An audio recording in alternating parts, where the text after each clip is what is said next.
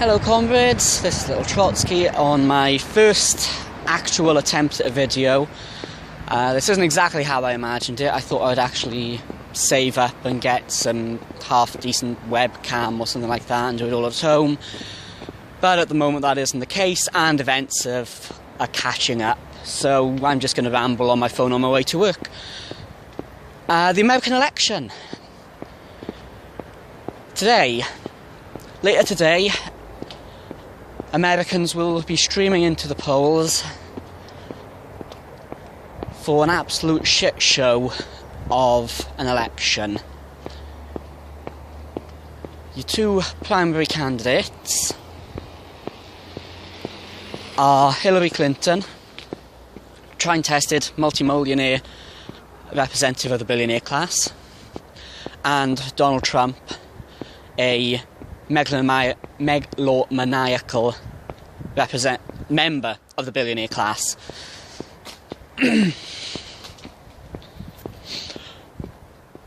Why has Donald Trump got a reasonable chance of actually winning the popular vote in this election?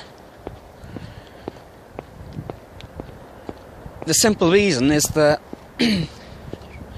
getting people to vote for status quo that has led to mass poverty of working and middle class people in America isn't something you can inspire voters to vote for. And Clinton, as a representative of the establishment, has absolutely no intention of going any further than maintaining the status quo. Absolutely, a further part will be the continuous warmongering of Clinton. But that comes from the fact that she represents the ruling class of America, who demand these wars from their representatives in order to get the spoils of war, frankly.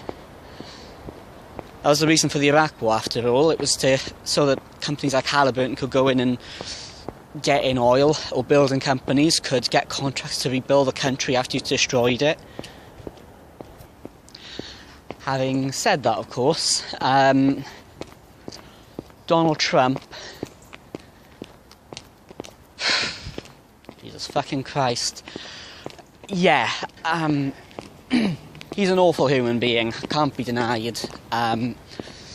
In addition, of course, the kind of important thing from someone like myself is that the businesses that he owns are particularly bad when it comes to, say, union representation. Having briefly, very briefly, glanced at some headlines, it appears that federal court has found that Trump Hotel has been unlawfully refusing to negotiate with the trade unions there.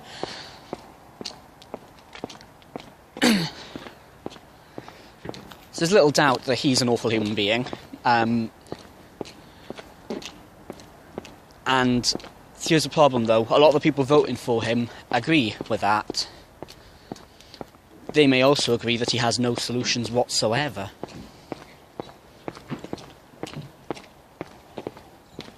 So how do we actually stop Trump? Not just Trump in this election, but the future Trump. Maybe not even Trump himself, but the next right-wing populist demagogue who comes in spouting a load of nonsense about how it's all the immigrants' fault for all the problems of the USA, and the same thing applies for the UK.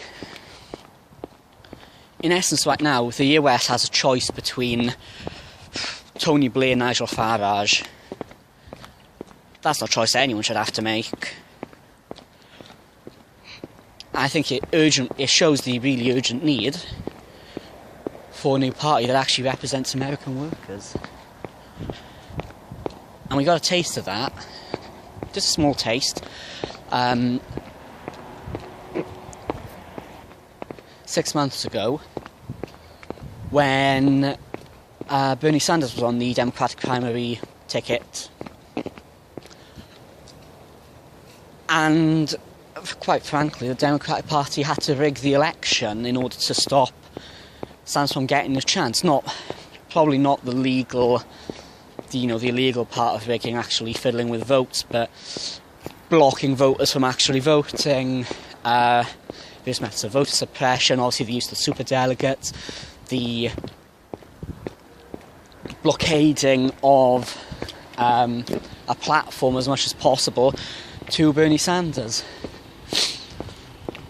And Bernie Sanders' programme was mild. I mean, it makes Jeremy Corbyn's programme seem radical, and at least he's explicitly a socialist. His plan for doing so is extremely mild, extremely slow, and honestly could be called reformist if you want to get technical on that.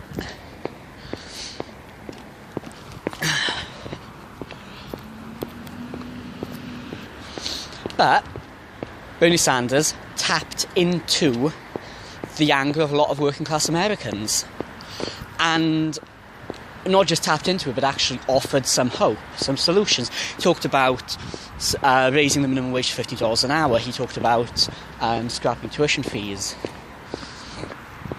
He talked about a single-payer healthcare system, i.e. an American NHS. Those policies are actually pretty damn popular.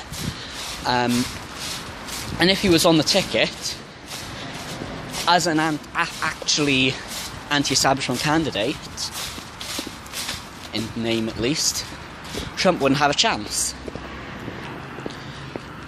But the promises that Sanders were making was far more than the establishment of the USA is willing to give at this point. If he'd been running in the 50s, it would be a different story. There was more food on the ruling class's table, so they were more willing to chuck some scraps down to the rest of us. That isn't the case at the moment. That's why Clinton can't offer these promises. That's why the Democratic establishment, as representatives of the ruling class of America, at this point far more than the Republican Party, was so eager to prevent him from becoming their presidential candidate. It's bloody freezing.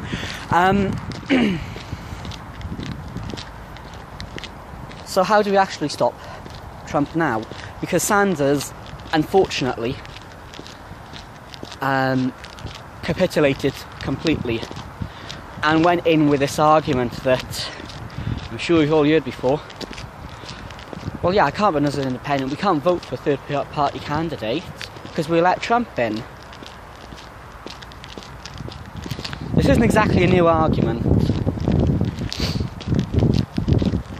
But the problem is that Clinton, as a representative of the status quo and establishment, can't answer what Trump is talking about.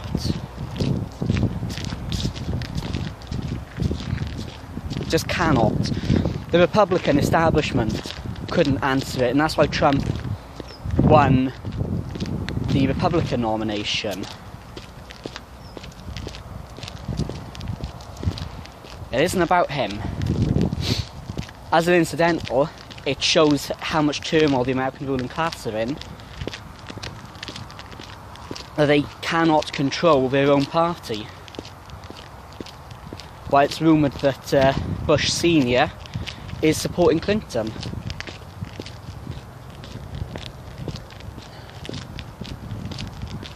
So the answer, to my mind, and to the minds of my party, our co-thinkers, Socialist Alternative in the US, is that we need to build a third party. A party that represents the American working class. One that's actually serious about winning gains for American workers, such as higher wages, such as the removal of tuition fees, such as homes and healthcare, and all the other really quite basic rights that especially myself in the UK kind of almost takes for granted, but just isn't available in the US. It's bizarre, it's absurd to think of it in those terms. But to do that, you have to actually build this party, you need to overcome the basic issue of lesser evilism. Lesser evilism is what got us in this situation in the first place. And lesser evilism will continue to do that. We've endorsed Jill Stein, which is, great. She's of the four main candidates, she's the one who at least, has the right positions on a hell of a lot more things than Clinton.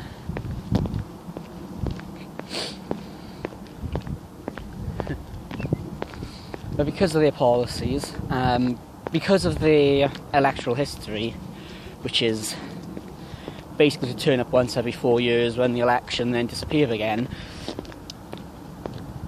their votes are going to be squeezed. There wasn't a build-up for it. They offered Sanders the opportunity to run on their platform, which was definitely the right thing to do, and our party got, 250,000 people to sign a petition saying run as an independent. He turned obviously both of those down. We kind of expected that to be the case. So the really important task actually is whoever gets into the presidency tomorrow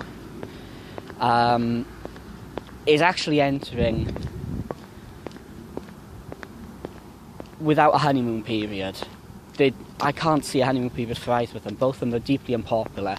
Both of them are offering no actual solutions to the problems that working class Americans are facing every day. And the solution, not enough time, is to patiently begin to build a working class party. That may transform the situation more quickly than you might otherwise expect.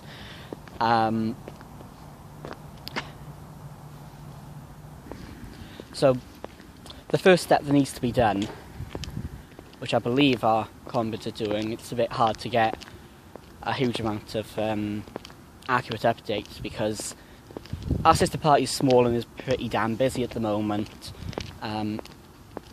So getting accurate pictures of precisely what we're doing is kind of difficult and not exactly a priority for US comrades. But the first step is to attempt as hard as possible to, where we have pull, get small conferences of how to build after the elections. Conferences of local unions, activists, people who have supported and are in the Green Party, campaigners, fighters, members of small parties like the Socialist Alternative and other small socialist parties who are actually serious about trying to build an alternative and actually begin the work of building a broad working class party. This would probably have to start based very locally in order to build a strong presence. In Seattle, for example, we have Kshama Sawant, who,